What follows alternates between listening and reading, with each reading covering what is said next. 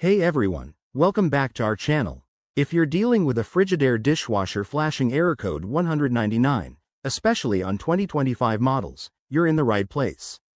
This error can be frustrating, but don't worry, it's often something you can fix yourself with a few simple steps. Let's dive in. First off, what does error code 199 mean? In Frigidaire dishwashers, this code typically signals an issue with the control board or a sensor malfunction. It might pop up due to power surges, a faulty door latch, or problems with the water supply system. If your dishwasher suddenly stops mid-cycle and displays this code, it's usually a safety feature kicking in to prevent further damage. So, how do you troubleshoot this? Start by unplugging your dishwasher from the wall outlet for about 5 minutes. This simple reset can clear temporary glitches and might solve the problem right away. Once it's plugged back in, check the door latch to make sure it's closing properly. Sometimes, a bit of debris can cause it to misread. Next, inspect the water inlet and filters.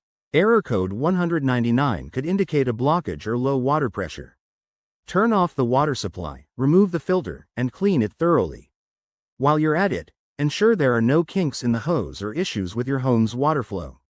Run a quick test cycle to see if the error persists. If these steps don't work, it might be time to look into more advanced fixes. Consider checking for firmware updates on the Frigidaire website, as software glitches are common in newer models like those from 2025. If you're not comfortable with that, or if the error keeps coming back, it's best to call a professional technician to avoid any risk of electrical issues.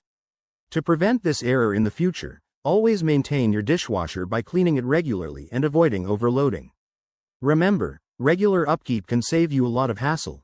Thanks for watching. If you found this helpful, give it a thumbs up and subscribe for more appliance tips.